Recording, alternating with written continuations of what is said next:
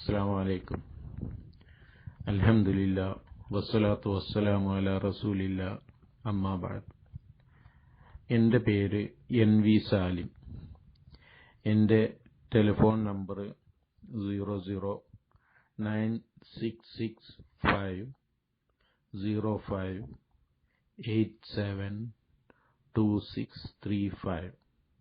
ഇത് തന്നെയാണ് എൻ്റെ വാട്സപ്പ് നമ്പറും. എനിക്ക് എൻ്റെ പ്രിയപ്പെട്ട ഫൈസലിനെ ചില സുഹൃത്തുക്കൾ വെട്ടിനുറുക്കി എനിക്ക് സംസാരിക്കാനുള്ളത് ആ സുഹൃത്തുക്കളോടാണ്. ആ ഫൈസൽ ഇതിനു മുമ്പ് നിങ്ങൾക്കൊക്കെ പരിചയമുണ്ടായിരുന്ന അനിൽകുമാർ ആയിരുന്നു.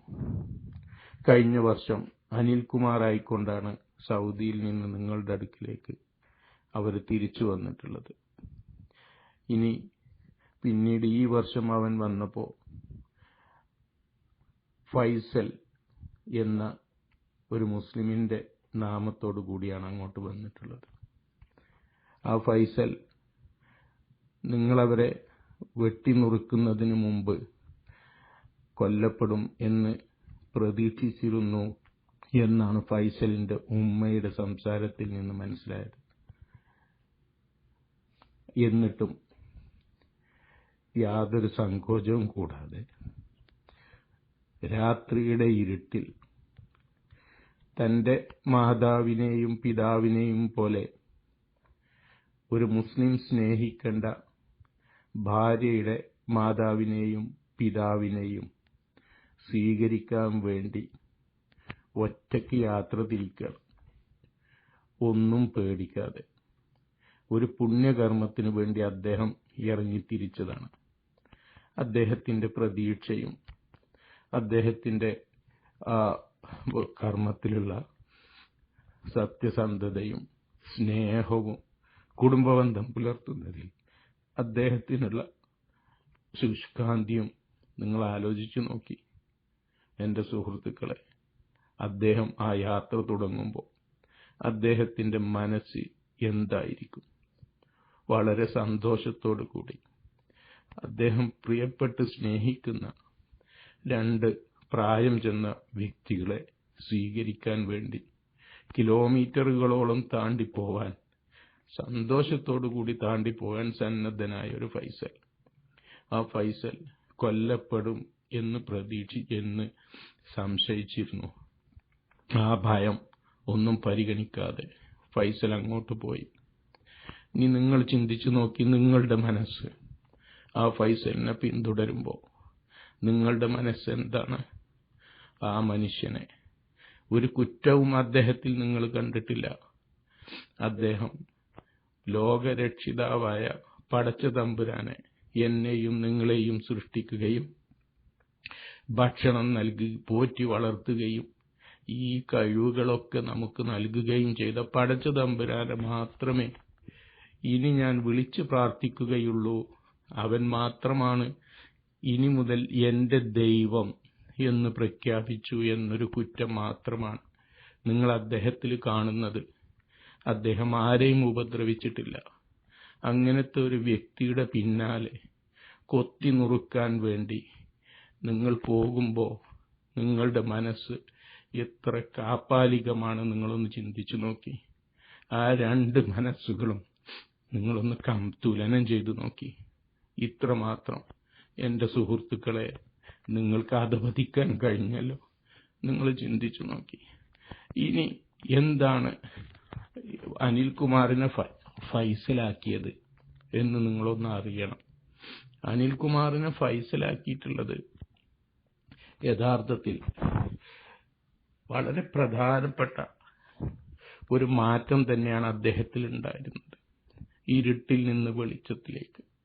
ഖുർആനിൽ അദ്ദേഹം വിശ്വസിച്ചിട്ടുള്ള, ലോകത്തെ സൃഷ്ടിച്ച പടച്ച തമ്പുരാന്റെ വചനങ്ങളാണ് എന്ന് അദ്ദേഹം വിശ്വസിച്ചിട്ടുള്ള ആ ഖുർആനിൽ വളരെ ലളിതമായി അതിന്റെ ഒന്നാമത്തെ പാഠം അതിൽ പറയുന്നുണ്ട്. യാ അയ്യുഹന്നാസ് മനുഷ്യരെ, യഅ്ബുദൂ റബ്ബക്കുമുല്ലദീ ഖലഖക്കും വല്ലദീന മിൻ ഖബ്ലിക്കും, നിങ്ങളെയും നിങ്ങൾക്ക് മുമ്പുള്ളവരെയും സൃഷ്ടിച്ച നിങ്ങളുടെ രക്ഷിതാവിനെ മാത്രം നിങ്ങൾ ആരാധിക്കുക, അവനോട് മാത്രം നിങ്ങൾ വിളിച്ചു പ്രാർത്ഥിക്കുക.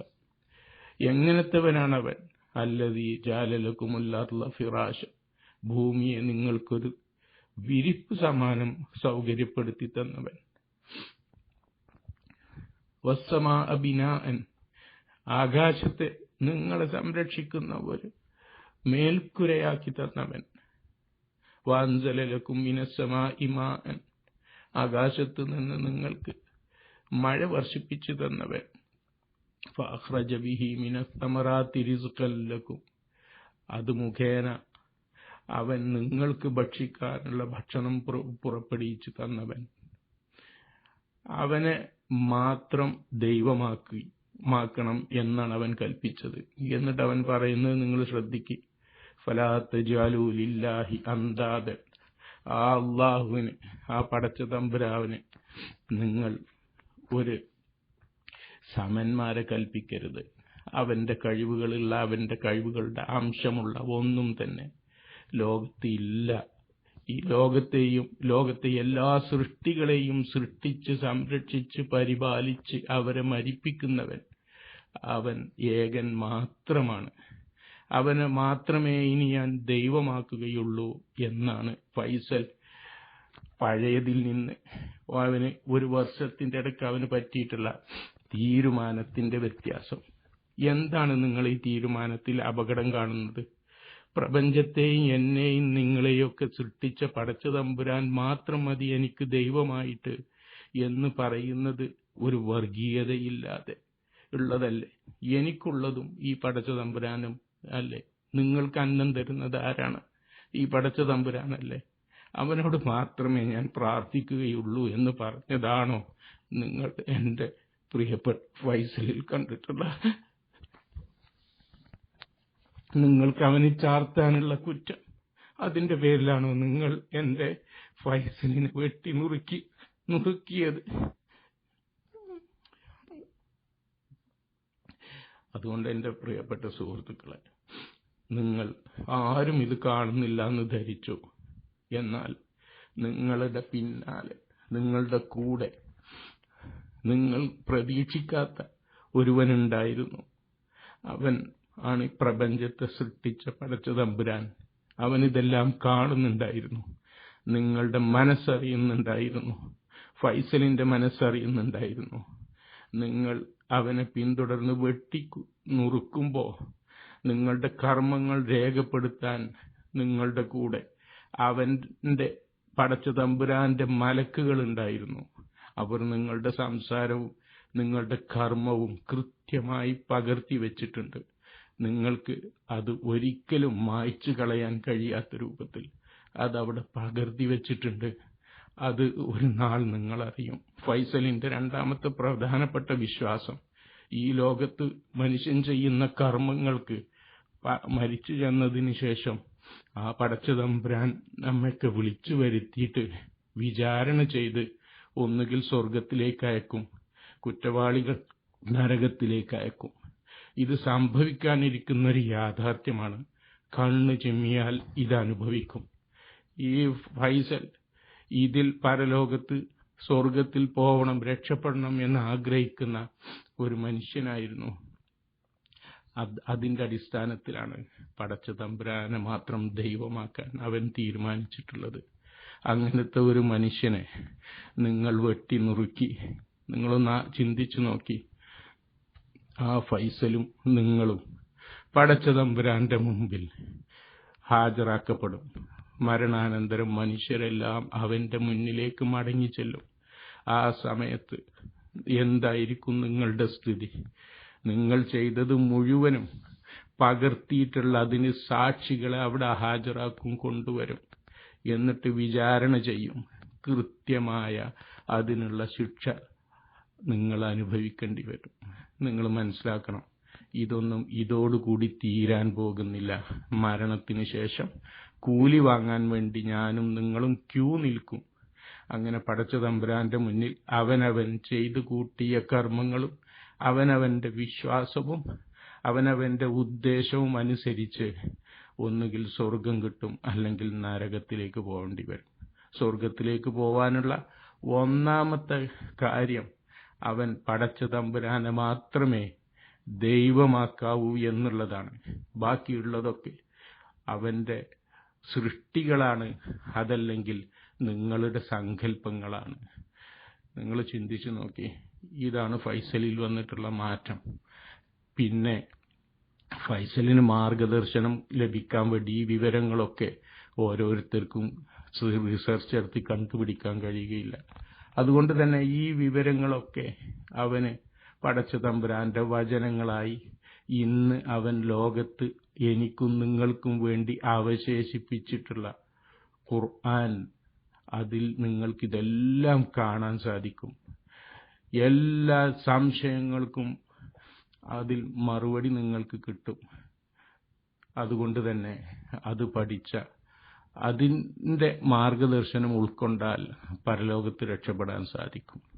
അതുകൊണ്ട് എൻ്റെ പ്രിയപ്പെട്ട, എൻ്റെ തെറ്റ് ചെയ്തിട്ടുള്ള, പാപം ചെയ്തിട്ടുള്ള എൻ്റെ സുഹൃത്തുക്കളെ, എനിക്ക് നിങ്ങളോട് പറയാനുള്ള കാര്യം, നിങ്ങൾ ഫൈസലിന് എന്താണോ വെളിച്ചം കാണിച്ചു കൊടുത്തിട്ടുള്ളത് അത് പഠിക്കാനും മനസ്സിലാക്കാനും ആരെയും ഭയപ്പെടാതെ അത് സ്വീകരിക്കാനും നിങ്ങൾ തയ്യാറാവണം. ഈ സന്ദേശം നമുക്ക് എത്തിച്ചു നൽകിയിട്ടുള്ളത് മുഹമ്മദ് നബിയാണ്. അദ്ദേഹമാണ് സ്വർഗത്തിലേക്കുള്ള വഴി കാണിക്കാൻ നമുക്ക് ഇവിടെ ഉള്ളത്. അദ്ദേഹത്തെ ഒരു കളങ്കവും ആർക്കും തന്നെ അദ്ദേഹത്തെ സംബന്ധിച്ച് സത്യസന്ധമായി പറയാൻ സാധ്യമല്ല. അദ്ദേഹത്തെ പരിചയമുള്ള ആർക്കും തന്നെ അദ്ദേഹത്തെ തള്ളിക്കളയാൻ സാധ്യമല്ല. നിങ്ങൾ തെറ്റിദ്ധരിക്കരുത് അദ്ദേഹത്തെ. ചിലരിവിടെ കളവ് പ്രചരിപ്പിക്കുന്നുണ്ട്. ആ കുഴിയിൽ എൻ്റെ സുഹൃത്തുക്കൾ ചാടരുത്.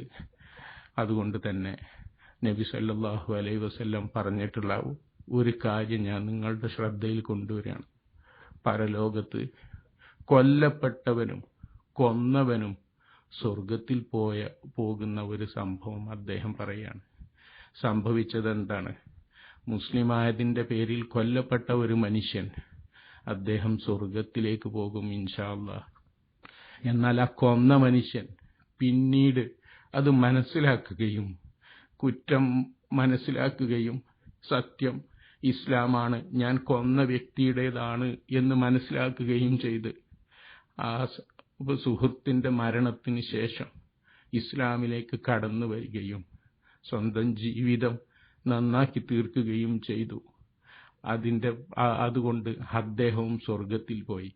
അപ്പോൾ കൊലയാളിയും അതുപോലെ കൊല്ലപ്പെട്ടവനും സ്വർഗത്തിൽ പോകാൻ ഉള്ള മാർഗം പടച്ച തമ്പുരാൻ ഇവിടെ ഒരുക്കി വെച്ചിട്ടുണ്ട്. അതുകൊണ്ട് എനിക്ക് എൻ്റെ സുഹൃത്തുക്കളോട് പറയാനുള്ളത്, എല്ലാ പകയും വെടിഞ്ഞുകൊണ്ട് എന്താണ് ഫൈസലിനെ സ്വീകരിക്കാൻ കിട്ടിയിട്ടുള്ള ഭാഗ്യം, ആ ഭാഗ്യത്തിലേക്ക് നിങ്ങൾ വരണം. അതിന് നിങ്ങൾ ഖുർആൻ പഠിക്കണം.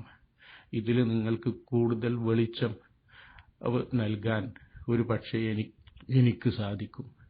എൻ്റെ ഫോൺ നമ്പർ, എൻ്റെ വാട്സപ്പ് നമ്പർ ഞാൻ ആദ്യം പറഞ്ഞിട്ടുണ്ട്. നിങ്ങൾക്ക് എന്നെ ബന്ധപ്പെടാം. എനിക്ക് നിങ്ങളെ അറിയുമായിരുന്നെങ്കിൽ ഞാൻ അവിടെ വന്ന് നിങ്ങളുടെ ചെകിട്ടിൽ ഇക്കാര്യം മന്ത്രിച്ചു തരുമായിരുന്നു. പക്ഷെ അതിനെനിക്ക് അവസ്ഥയില്ല. ആരാണ് ചെയ്തത് എന്ന് പടച്ച തമ്പുരാന് മാത്രമേ അറിയുള്ളൂ. അത് ഒരു പക്ഷേ ലോകാവസാനത്ത് അവന്റെ മുന്നിൽ അമ്മയൊക്കെ ഹാജരാക്കുന്നത് വരെ അത് രഹസ്യമായി കിടന്നേക്കാം. അതുകൊണ്ട് തന്നെ നിങ്ങൾ രക്ഷപ്പെട്ടു എന്ന് വിചാരിക്കരുത്. നിങ്ങൾ പോകുന്നത് തെറ്റാത്ത ഒരു വിചാരണയിലേക്കാണ്. നിങ്ങൾ ചെയ്ത കർമ്മങ്ങൾ പരിപൂർണമായി അവിടെ സാക്ഷികളെ നിരത്തിക്കൊണ്ട് അവിടെ കൊണ്ടുവരുന്ന സ്ഥലത്തേക്കാണ് പോകുന്നത്. ഇതിന് മൂകസാക്ഷിയായി നിന്നിട്ടുള്ള ഭൂമിയിലെ മൺതരികൾ അവിടെ നിങ്ങൾക്കെതിരെ സാക്ഷി പറയും. നിങ്ങളുടെ ചർമ്മങ്ങൾ, തൊലികൾ, നാവ്, നിങ്ങളുടെ കൈകൾ, കാലുകൾ, ആയുധങ്ങൾ എല്ലാം തന്നെ അവിടെ സാക്ഷ്യം പറയും ഈ ചെയ്ത പ്രവർത്തനങ്ങൾക്ക്. ഈ വിവരം എനിക്ക് കിട്ടുന്നത് ഖുർആനിൽ നിന്നാണ്, പടച്ച തമ്പുരാന്റെ വചനങ്ങളിൽ നിന്ന്. അതുകൊണ്ട് എൻ്റെ സുഹൃത്തുക്കളെ, നിങ്ങൾക്ക് എങ്ങനെയെങ്കിലും ഈ ശബ്ദം നിങ്ങൾക്ക് കേൾക്കാൻ സാധിക്കുകയാണെങ്കിൽ ഒരു വീണ്ടും വിചാരത്തോടു കൂടി നിങ്ങൾ സത്യം മനസ്സിലാക്കാൻ വരണം. ഫൈസലിനൊന്നും നഷ്ടപ്പെട്ടിട്ടില്ല. അവൻ പടച്ച റബ്ബിന്റെ അനുഗ്രഹം കൊണ്ട് അവൻ സ്വർഗത്തിലായിരിക്കും എന്ന് ഞാൻ വിശ്വസിക്കുന്നു.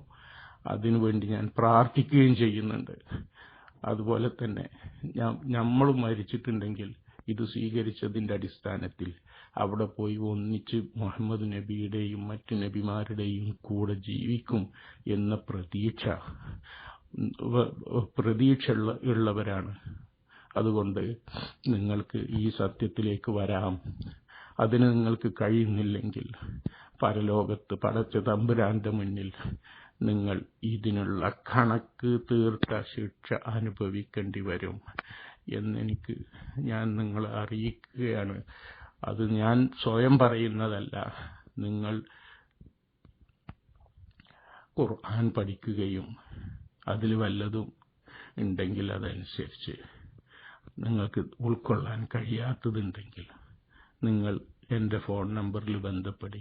അതല്ല, നാട്ടിലൊക്കെ പഠിപ്പിച്ചു തരാൻ ആൾക്കാരുണ്ട്. മുസ്ലിങ്ങളുടെ കൂടെയാണ് നിങ്ങൾ ജീവിക്കുന്നത്. അതുകൊണ്ട് തന്നെ നിങ്ങളുടെ തന്നെ പഠിച്ച മുസ്ലിം സുഹൃത്തുക്കളോട് നിങ്ങൾ ചോദിക്കുക, നിങ്ങളിത് എന്ന് കേൾക്കുന്നോ? ആ കേൾക്കുമ്പോൾ നിങ്ങൾക്കൊരു വീണ്ടും വിചാരമുണ്ടാവട്ടെ.